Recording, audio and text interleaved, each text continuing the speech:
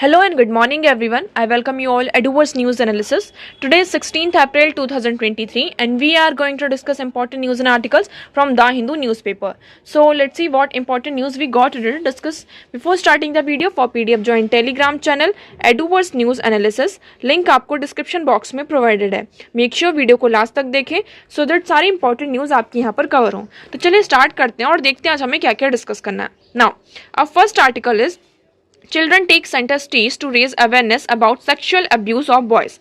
Now, जब sexual abuse की बात आती है तो सबसे पहले हमारे माइंड में क्वेश्चन कौन आता है? गर्ल्स आती है कि sexual abuse किसके साथ हो रहा होगा? गर्ल्स या जो women's हैं उनके साथ होता है. But it is not a case. यहाँ पर जो sexual abuse होता है both boys and girls इसके victim होते हैं और इस चीज़ को बहुत ज़्यादा इग्नोर किया जाता है, स्पेशली विद जो हमारे पेरेंट्स होते हैं ये इसको सबसे ज़्यादा क्या करते हैं? इग्नोर करते हैं कि जो सेक्सुअल अब्यूज़ होता है बॉयज़ के साथ नहीं हो सकता. क्यों? क्योंकि they are capable of protecting themselves, they can protect themselves. Okay, तो ये जो कंसर्न है इसी को रेज करने के लिए यहाँ पर क्या हुआ है, जो बटरफ्लाई एक एनजीओ है उन्होंने जो वेरियस मीडियम्स होते हैं through various medium like street plays, dance and mini shows के थ्रू यहाँ पे जो बच्चे हैं बिटवीन 8 to 14 ईयर्स के यहाँ पे उन्होंने वेरियस प्रोग्राम करे और ये जो सेक्सुअल अब्यूज ऑफ बॉयज है इसको, ये जो फैक्ट है, ये जो कंसर्न है इसको यहाँ पर रेज किया है और इसको हाईलाइट किया है कि यहाँ पर जो सेक्सुअल अब्यूज के जो विक्टिम्स होते हैं बॉयज एंड गर्ल्स दोनों होते हैं.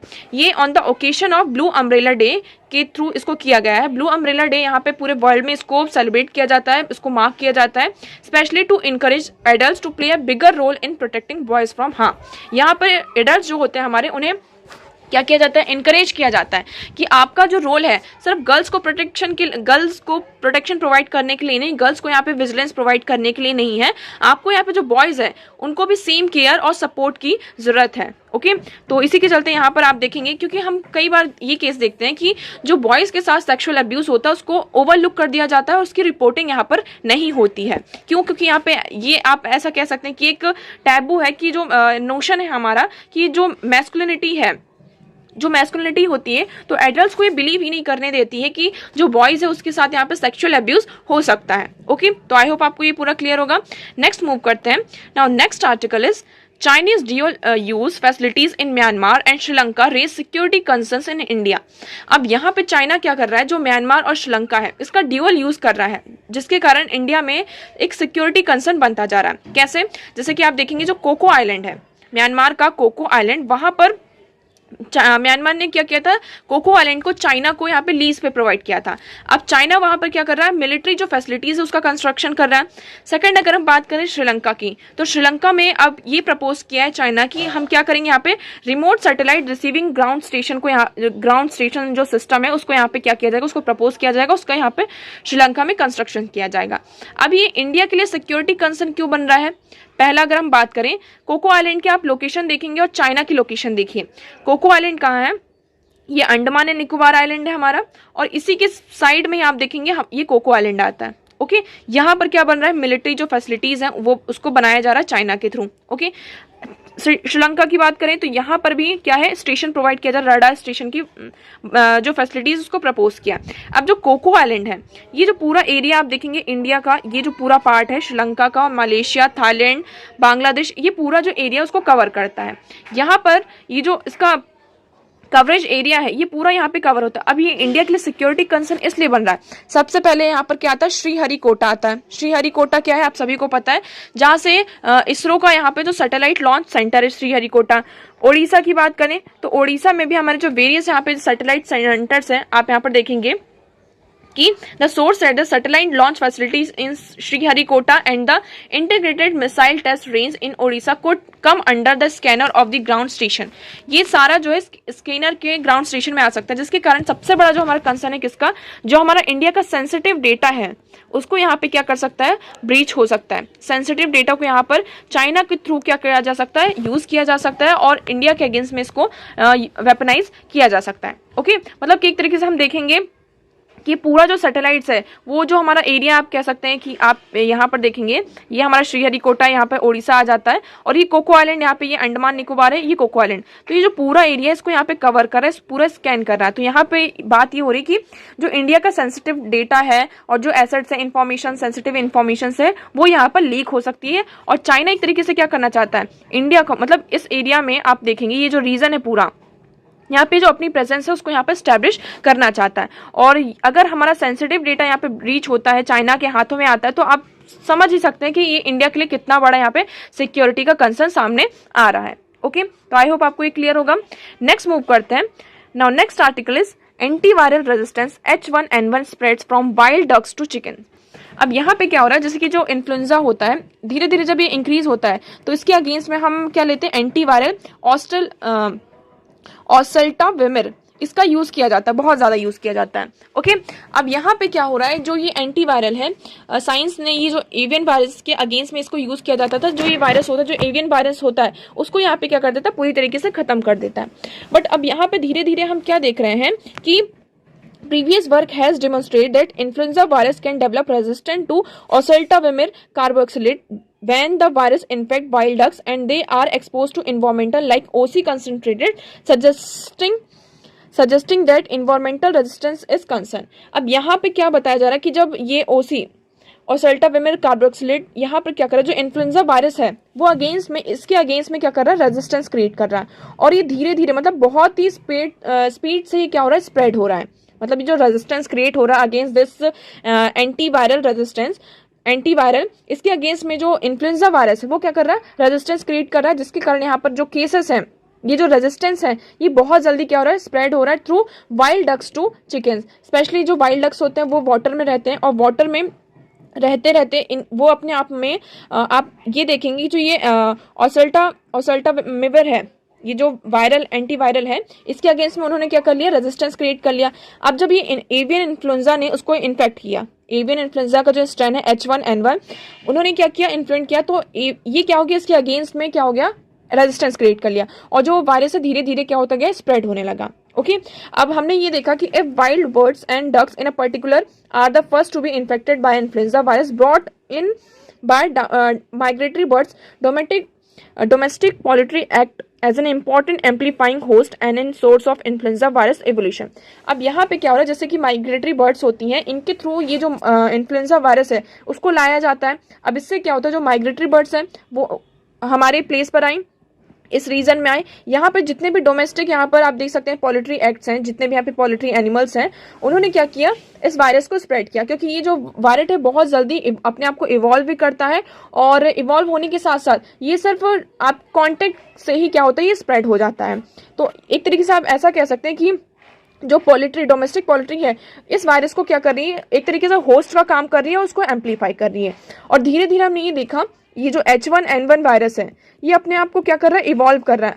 पहले ये सिर्फ हमें जो एवियंस है, जो बर्ड्स हैं, उसमें देखने को मिलता था, बट धीरे धीरे ये कैसा स्प्रेड हो रहा है, ये अब ह्यूमन बींग्स में भी क्या हो रहा है, स्प्रेड हो रहा है। इसलिए ये हमारे लिए बहुत बड़ा क्या बनता जा रहा है, धीरे धीरे कंसर्न का इशू बनता जा रहा है। ओके, तो इसमें यही कहा जा रहा है कि देखिए, क्योंकि ये जो वायरस होता है अपने आप को बहुत ही जल्दी जो है म्यूटेट कर रहा है और experimental setting mimicking condition suitable for natural transmission. यहाँ पे मेनली क्योंकि जो कांटेक्ट होता है चिकन्स में, कांटेक्ट, अगर हम यहाँ पे किसी भी चिकन को ये इन्फ्लुएंजा वायरस से ये क्या है, इन्फेक्टेड है और किसी ह्यूमन बीइंग ने इसको यहाँ पे टच किया, तो ये जो वायरस है ये उसमें क्या हो सकता है, ट्रांसफर हो सकता है। ओके, तो इसी के चलते यहाँ पे देखिए यही कहा है कि जो ये एंटीवायरल रेजिस्टेंस H1N1 बहुत ही तेजी से क्या हो रहा है, स्प्रेड हो रहा है वाइल्ड डक्स टू चिकन्स, जो हमारा पोल्ट्री है उसमें यहाँ पर बहुत जल्दी क्या हो रहा है, स्प्रेड हो रहा है। अब ये हमारे लिए कंसर्न बना हुआ, क्यों, क्योंकि इससे हमने देखा ये जो H1N1 वायरस है ये बहुत ही हार्मफुल है, बहुत ही सीवियर वायरस है। इसके कारण जो बर्ड्स होती हैं, पोल्ट्री बर्ड्स होती हैं, इनकी यहाँ पे डेथ भी हो जाती हैं। और अगर डेथ के साथ साथ सेकंड हम क्या देख रहे हैं, ये ह्यूमन बींग्स में, मतलब बर्ड से ये क्या हो रहा है, ह्यूमन बींग्स में क्या होता है, इजीली कांटेक्ट में आने से ही स्प्रेड हो जा रहा है। इसकी यहाँ पे कोई वैक्सीन भी अब तक नहीं आ रही, क्यों, क्योंकि ये अपने आप को क्या करता है, ये जो वायरस होता है अपने आप को म्यूटेट करता रहता है, म्यूटेट करता है। तो इसका जो नया वेरिएंट है, नया वेरिएंट बार बार सामने हमारे आता है। तो इसके लिए यहाँ पे कारागार एक तरीके से आप कह सकते हैं, वैक्सीन नहीं है। अब इसके हम वे फॉरवर्ड की बात करें, वे फॉरवर्ड हमारे लिए क्या हो सकता है, वे फॉरवर्ड की अगर हम बात करते हैं तो सबसे पहले कि हमें जो भी जितने भी इन्फेक्टेड यहाँ पे बर्ड्स हैं, पोल्ट्री बर्ड्स हैं, उनको यहाँ पे दूर रखा जाए, या फिर आप ऐसा कह सकते हैं यहाँ पे प्रॉपर उनको वैक्सीन प्रोवाइड कर दी जाए, और जो इन्फेक्टेड और हेल्दी बर्ड्स हैं उनको यहाँ पे अलग किया जाए, ठीक है। और यहाँ पे कॉन्टेक्ट लेस हो, यहाँ पे प्रॉपर इक्विपमेंट हो कि जब भी हम इन्फेक्टेड पोल्ट्री बर्ड्स के कांटेक्ट में आते हैं तो यहाँ पे प्रोटेक्टिव गियर प्रोवाइड किया जाए, जिससे कि हम इस वायरस से अपने आप को प्रोटेक्ट कर सकें। ओके, तो आई होप आपको ये पूरा क्लियर होगा। नेक्स्ट हम मूव करते हैं। GWST near infrared imaginary revealed अ कॉम्पैक्ट गैलेक्सी।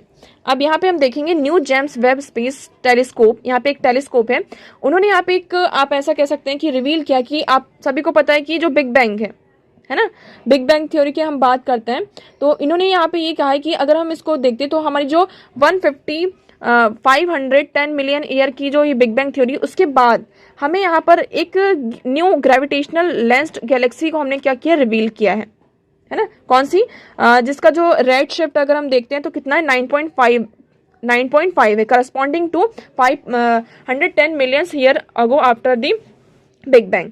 ओके, तो यहाँ पर क्या हुआ, एक आप ऐसा कह सकते हैं कि न्यू गैलेक्सी हमने फाइंड आउट करी है, ग्रेविटेशनल लेंस्ड गैलेक्सी है, इसका जो रेड शिफ्ट है 9.5 है, corresponding to 510 million year after the big bang. Big bang की अगर हम बात करते हैं तो 510 मिलियन ईयर के बाद हमें ऐसी कोई न्यू गैलेक्सी यहाँ पर मिली है। ओके, नेक्स्ट अगर हम बात करें तो इसमें क्या क्या चीज़ें हैं कि JWST जो टेलीस्कोप है, यहाँ पे इन्होंने जो डिस्टेंस गैलेक्सी इसको मैग्नीफाइड किया है। जब इसको हमने मैग्नीफाइड किया, यहाँ पे इसकी लेंसिंग वगैरह पूरी चीजें की गई, तो यहाँ से कुछ इन्फॉर्मेशन निकल कर आई, कैसे कि ये स्ट्रॉन्ग नेबुलर इमिशन करता है, lines that reveals some of the galaxies physical property. ये जो गैलेक्सी है, कुछ जो नेबुलर इमिशन होता है, यहाँ पर नेबुलर यहाँ पे इमिशन होता है, जिसके थ्रू हमें यहाँ पे ये पता चला है कि इस गैलेक्सी में ऑक्सीजन और हाइड्रोजन की क्या है, बहुत ज्यादा अबेंडेंस है। ओके, तो आई होप आपको ये पूरा क्लियर होगा। नेक्स्ट हम मूव करते हैं। Now next article is study shows factor protecting bears against thrombosis.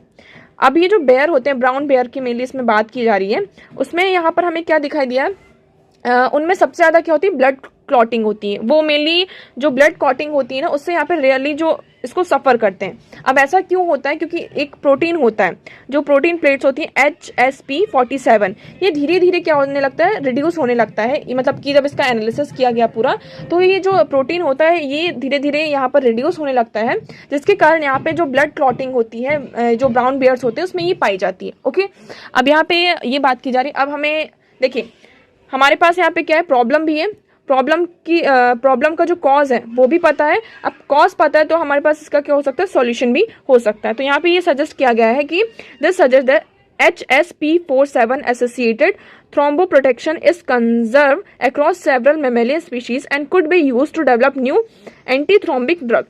अब यहाँ पे ये सजेस्ट किया जा रहा है कि हम यहाँ पे HSP47 associated thromboprotection को यहाँ पे बनाएंगे, जिससे यहाँ पे जितने भी मैमेलियन स्पीशीज हैं, लाइक आपने यहाँ पे ब्राउन बेयर्स की बात करी, और जितने भी यहाँ पे मैमेलियन स्पीशीज हैं, यहाँ पर हम क्या डेवलप कर सकते हैं, न्यू एंटी थ्रोम्बिक ड्रग यहाँ पे क्रिएट कर सकते हैं। तो थ्रोम्बिस मतलब एक तरीके से थ्रोम्बोबिस जो होता है, ब्लड क्लॉटिंग को ही कहा जाता है। तो इसके अगेंस्ट में हम HSP47 इसका यूज करके, इस प्रोटीन का यूज करके हम यहाँ पर एंटी थ्रोम्बोटिक ड्रग को यहाँ पे डेवलप कर सकते हैं। ओके, तो आई होप आपको ये पूरा क्लियर होगा। नेक्स्ट हम मूव करते हैं। Now next article is Omicron variant evolve strategic to evade T cells immunity. अब यहाँ पे जो ओमनिकॉन वेरिएंट है, ये बताया जा रहा है कि वो धीरे धीरे क्या कर रहा है, स्ट्रेटेजिकली अपने आप को इवेट कर रहा है टी सेल्स से। टी सेल्स एक तरीके से क्या करती हैं, हमारे ह्यूमन बींग्स में इम्यूनिटी को प्रोवाइड करती हैं। हमारी जो स्टेम सेल्स होती हैं, स्टेम सेल्स से क्या होता है, टी सेल्स निकलती हैं। टी सेल्स का मेनली जो काम होता है, बॉडी में जो हमारी इम्यूनिटी होती है उसको प्रोवाइड करती है। कोई भी अगर वायरस यहाँ पर कोई भी फॉरेन वायरस यहाँ पर हमारी बॉडी में जब एंटर करता है, तो ये टी सेल्स क्या करती है, उससे फाइट करती हैं और उस वायरस के अगेंस्ट में वायरस को मतलब कि हमारी बॉडी में किल कर देती है, उसको यहाँ पर भगा देती है। मतलब एक तरीके से जो टी सेल्स होती हैं इम्यूनिटी का काम करती हैं। बट यहाँ पे हमें क्या पता चल रहा है, जो ओमनिकॉन वेरिएंट है वो अपने आप को इवॉल्व कर रहा है, और ये जो टी सेल इम्यूनिटी है उससे यहाँ पर दूर भागने की कोशिश कर रहा है, उसको इवेट कर रहा है। मतलब कि उसको एक तरीके से आप ऐसा कह सकते हैं, सप्रेस कर रहा है। कैसे, अगर हम देखें, एक फैक्टर होता है क्या, MHC1 मॉलिक्यूल। कोई भी अगर बाहर से वायरस आता है, ठीक है, आप इसको ऐसा समझिए, ये क्या है, ये है हमारा MHC1 मॉलिक्यूल है, ठीक है, आप इसको ऐसा हमने माना। इसके सरफेस में आप देख रहे हैं सारे जो हैं ये आप ऐसा कह सकते हैं कोई इन्फेक्टेड सेल आई। अब यहाँ पे क्या होता है, ये जो MHC होता है अपने आप को होस्ट की तरह रखता है। वायरस का जो एक पॉइंट होता है वो इसमें यहाँ पे स्टिक कर जाता है, एक तरीके से स्टिक कर जाता है और इसको होस्टिंग का काम करता है। और जब यहाँ पे टी सेल होती है, टी सेल यहाँ पर आती है और उसको यहाँ पर क्या कर देती है, किल कर देती है। और जब यहाँ पे किल करने में एक तरीके से आप ऐसा कर सकते हैं कि जब इसने किल कर दिया तो मतलब कि ये हो गया कि हमारी बॉडी क्या है, अच्छी खासा मतलब कि हमारी बॉडी में इम्यूनिटी इतनी ज़्यादा है कि जो भी वायरस यहाँ पे एंटर कर रहा है हमारी बॉडी में, उससे हम क्या कर सकते हैं, फाइट कर सकती है हमारी बॉडी। ओके, तो आप इसको यहाँ पे देखेंगे, when a virus infect a cell, one of the ways in which are immune system respond is by attacking short sequence of protein from the virus to MHC molecule. यहाँ पे जो virus होता है उस वायरस का जो छोटा सा सीक्वेंस को क्या करता है, उसको यहाँ पे टारगेट किया जाता है, उस पर अटैच होता है किसमें, MHC1 मॉलिक्यूल में, thus presenting the antigen on the outside of the state cell. Killer T cell look for the antigen inside MHC1 and if they had find any that match the specific thing, they are programmed to kill. अब वहाँ पे कुछ ऐसा लगता है T cell को कि नहीं ये जो एंटीजन है ये क्या कर रहा है, बॉडी को हार्म कर सकता है, तो उस केस में क्या होता है, टी सेल्स उस वायरस को अपने आप को प्रोग्राम करती हैं कि इसको हम क्या करेंगे, खत्म कर देंगे। बट यहाँ पर क्या हो रहा है, ये जो ओमनिकॉन नया वायरस यहाँ पे अपने आप को क्या कर रहा है, धीरे धीरे इवॉल्व कर रहा है। और ये जो चीज़ है, हमने यहाँ पे जो पूरी प्रोसेस पढ़ी कि जो टी सेल्स है किस तरीके से जो वायरसेस होते हैं इनको यहाँ पर किल करती हैं, उससे क्या कर रहा है, अपने आप को इवेट कर रहा है। हम यहाँ पे बात करते हैं कि देखिए, the ancestral strain first found in Wuhan China, fewer other variants came up और later already had the ability to escape from T cell mediated. यहाँ पे अगर हम बात करते हैं जो सबसे पहले हमारा वायरस आया था कोविड का, कहाँ से, जो वुहान सिटी से यहाँ पे आया था, ठीक है ना। तो उसमें यहाँ पे जो स्केप करने की टी सेल जो मेडिएट से इससे स्केप करने की जो एबिलिटी थी वो बहुत ही कम थी। बट धीरे धीरे यहाँ पे जो नए वेरिएंट्स आ रहे हैं, आप देख रहे हैं ओमनिकॉन के जो सब वेरिएंट्स आ रहे हैं, आपने यहाँ पर देखा, हमने बहुत सारे जो वेरिएंट्स की हमने बात करी, BA.1, BA.2.1, XAF, BA.4, तो ये जितने भी अब न्यू वेरिएंट्स आ रहे हैं इनकी जो आप देख सकते हैं सब वेरिएंट्स की जो कैपेसिटी है वो और ज़्यादा कैसी है, सुपीरियर है। और ये जो हमारी जो टी सेल की जो इम्यूनिटी है इससे क्या कर रहा है, अपने आप को बहुत ही अच्छी तरीके से इवेट कर रहा है। ओके, तो इसलिए हमारे लिए थोड़ा सा ये कंसर्न बनता जा रहा है, क्योंकि वैक्सीन भी क्या हो पा रही है आज के टाइम पर अगर हम देखेंगे तो इसमें यहाँ पर, क्योंकि वैक्सीन हम एक वायरस को लेकर यहाँ पर बनाते हैं, बट ये जो वायरस है अपने आप को क्या कर रहा है, म्यूटेट कर रहा है। तो यहाँ पे इनकी क्या है, एक इवेजन की स्ट्रेटेजी हम ऐसा समझ सकते हैं। देखिए, we demonstrate that the ability to reduce MHC1 expression remained unchanged throughout the pre-Omicron variant of the concerned evolution. The cellular mechanism and consequences of enhanced MHC1 inhibition by Omicron variant on infection and disease remain to be determined. तो यहाँ पे हमें cases इसलिए देखने को मिल रहा है कि आज के टाइम पे हमने ये देखा कि जो ओमनिकॉन के यहाँ पे केसेस है, इंडिया में भी हम देख रहे हैं कि जो कोविड के जो केसेस हैं कंटिन्यूसली क्या हो रहा है, राइज हो रहे हैं। तो मेन कंसर्न मतलब कि मेन इशू यही है, क्यों, क्योंकि जो हमारी इम्यूनिटी जो अभी तक बिल्ड हो चुकी है और ये जो न्यू वायरस है वो अपने आप को क्या कर रहा है, जो टी सेल की इम्यूनिटी है उससे यहाँ पर इवेट कर रहा है, उससे एक तरीके से दूर भाग रहा है। ओके, तो आई होप आपको ये क्लियर होगा। तो देखिए, आज हमारे पास इतने ही इंपॉर्टेंट आर्टिकल्स है वो हमने पूरा यहाँ पे डिस्कस कर लिया। आई होप आपको यहाँ पे सारी चीज़ें क्लियर होंगी। PDF के लिए आप ज्वाइन कर सकते हैं Telegram channel adverse news analysis. Okay, video कैसा लगा कमेंट सेक्शन में ज़रूर बताइएगा, वीडियो को लाइक करना एंड चैनल को सब्सक्राइब करना ना भूलें। So that's for all today. Thank you so much for discussion.